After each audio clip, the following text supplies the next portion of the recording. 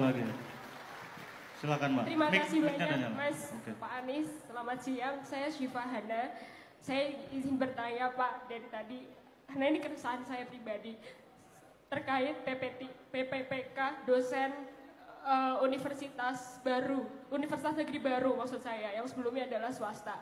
Saya melihat sendiri persoalan ini karena kedua orang tua saya dosen yang juga terdampak dari regulasi ini, yang awalnya mereka adalah dosen tetap ya. Sebelum itu di universitas swasta, akhirnya karena terpaksa harus menandatangani P3K menjadi dosen kontrak seperti itu Pak. Dan akhirnya hal ini berdampak pada tidak ada pensiunan, kemudian juga hak-hak mereka yang pada UU dosen juga diberitahukan bahwa dosen adalah seorang profesional dan juga seseorang yang punya jenjang karir seperti profesor, guru besar dan seperti itu. Menurut saya tidak cocok P3K diterapkan pada profesi dosen karena kontrak, karena mereka punya potensi terancam kontrak Pak Anies. Saya sangat tidak tega melihat dosen-dosen seumuran Pak Anies pasti paham lah ya.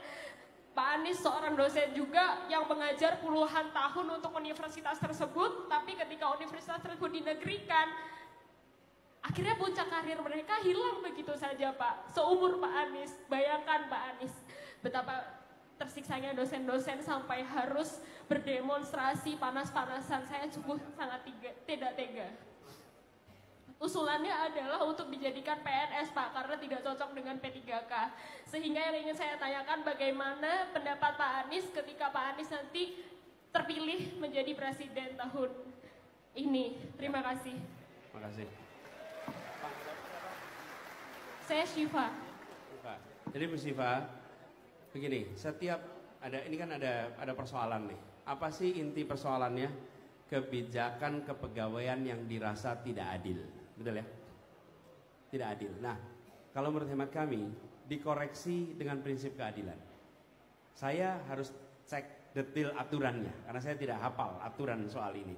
Tapi prinsipnya begini, bagi pemerintah, tidak ada yang namanya rugi dan untung, tidak ada. Bagi pemerintah itu adanya menjalankan konstitusi dan tidak, menjalankan aturan dan tidak, sederhana itu. Jadi tidak bisa pemerintah itu bilang, oh kami tidak lakukan pengangkatan karena nanti merugikan. Nggak ada yang namanya pemerintah itu rugi. Pemerintah itu menjalankan konstitusi. Bila yang tadi disampaikan, sebuah institusi swasta berubah statusnya menjadi negeri, ya dilakukan assessment tentang kepegawaiannya supaya mendapatkan keadilan. Jangan sampai kendaraannya jadi negeri, yang menjalankannya justru tidak bisa ikut menjadi rombongan pemerintah. Itu prinsip sederhana sekali. Jadi menurut saya gunakan prinsip keadilan. Nanti kami akan lihat semua yang dibahas di desak Anies itu menjadi catatan bagi kami. Karena begini, ada yang desak itu sifatnya pertanyaan, ada yang desak itu sifatnya usulan. Dan kita ingin usulan-usulan yang muncul di desak Anies, yang itu usulan baik, bila kita bertugas itu akan dijadikan sebagai bagian dari perubahan yang kita kerjakan, ya. Jadi gitu ya. Oke, gitu sih Pak ya. Terima kasih Pak Anies. Semoga Pak Anies bisa menjalankan ketika terpilih nanti, karena